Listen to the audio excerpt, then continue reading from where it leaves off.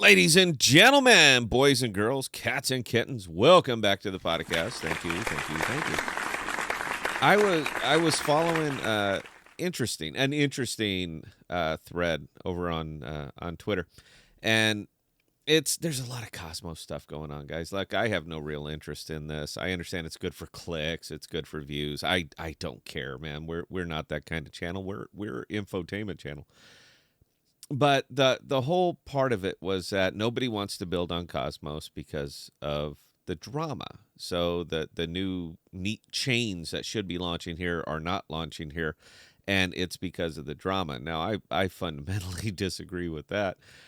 It's not because they won't be successful on Cosmos. It's for the most part because they won't be successful anywhere because of a big fundamental misunderstanding and math that seems to be occurring all the way through the cosmos and crypto as a whole. So I thought today, and I know I'm supposed to be talking about the CPI. I get it. All right, look, it's going to be down a little bit. Markets only rub briefly for 40 minutes or so, and then it'll tail back down because there's a lot of big news that's coming up this week, and the CPI is great and all, but it's not going to dictate everything today. I mean, you're supposed to. We're going to be getting some closure on XRP. Fed meeting is coming up today and tomorrow, and we're going to find out if they're going to pause interest rates. So there's an awful lot going on. And I understand I'm supposed to be talking about that. We'll talk about it on the live stream tonight, but I don't really want to talk about it here. Apps. That's what we need. We need apps. We don't need chains. So as far as all the new chains that are coming over and they simply won't build on the Cosmos, it's because, one, they're not needed here. We have enough chains. And for the most part, they're not going to be successful anywhere because, again, people are not quite understanding this, or they understand it but simply don't care. Chains extract value. That's all they do. Now, if you have a working knowledge of blockchain, you understand that running a chain costs money, right? You do understand this. All of these validators that are going up, you have to pay these validators. All of the dev team that is working on it, you got to pay the dev team. Everybody's extracting value from a chain, and I don't care what chain it is. Every chain is going to have the same costs associated with it. So it really doesn't matter what chain it is, whether it's your favorite or your least favorite. It's irrelevant. They all cost money. They all extract value. That's it. They do. And when you have so many of them and so many different chains that are just extracting value just over and over and over, then you start to see some variance in the ecosystem token of wherever these chains happen to be built. Now, obviously, you see it on Cosmos, but it's going to continue because chains are easy. Now, I'm not saying I can build one. I'm just saying that it's easy to build chains because there's no real idea that you have to dream up here. You just have to follow the formula. That's it. And then you tweak with the numbers, you play around with it, you generate some hype, you airdrop, and boom, you're a chain. We have a lot of chains on the Cosmos. What we don't have are a lot of apps. Now, apps create value. They generate value. An app is something neat. An app is something fun. An app is something that performs a function that somebody will pay to use. That is creating value. That is generating wealth. Now, the app has to exist somewhere. If it's going to be a blockchain app, it's going to have to exist somewhere.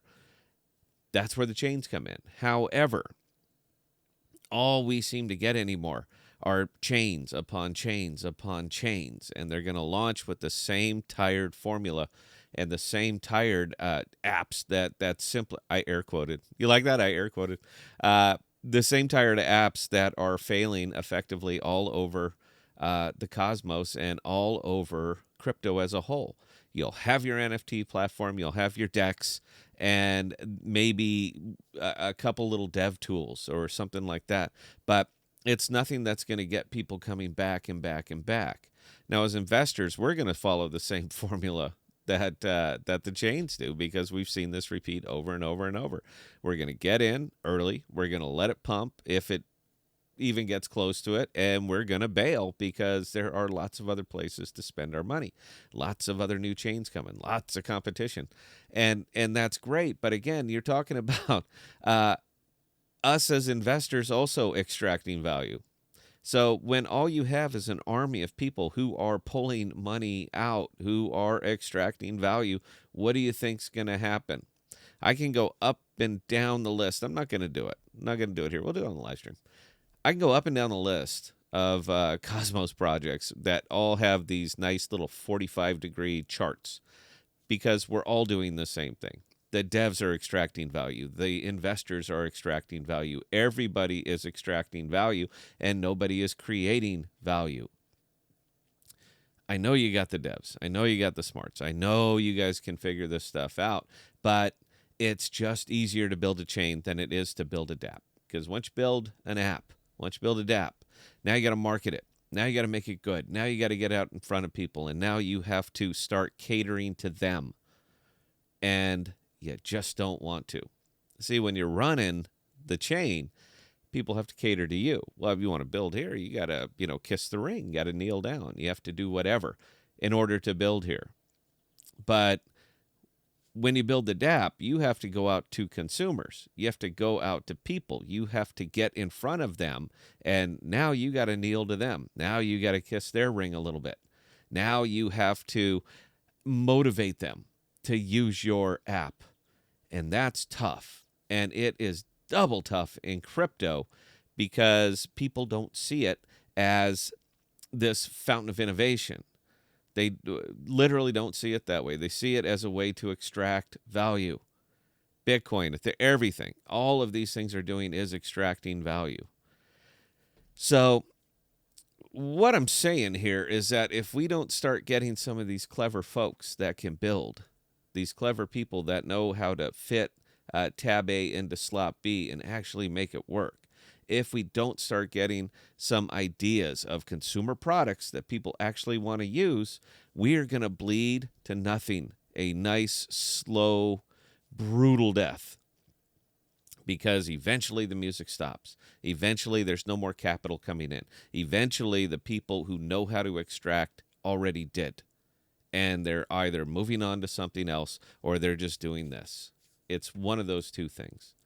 So how do I approach it as an investor? I look for apps. That's it. I look for value add products. That's it. There is no other way here.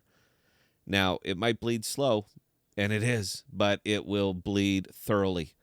So change your mind up on this a little bit. Start the narrative. If you don't start talking about it, if you don't keep pushing it, then there's basically going to be nothing left. Everything that was extracted has been extracted, and we've moved on to the next thing, whether it's in blockchain or another new tech or something else. But people will move on, and there's no big bull that's going to come in here and save it, man. What do you see in this world that seems to suggest that there's a big bull market incoming?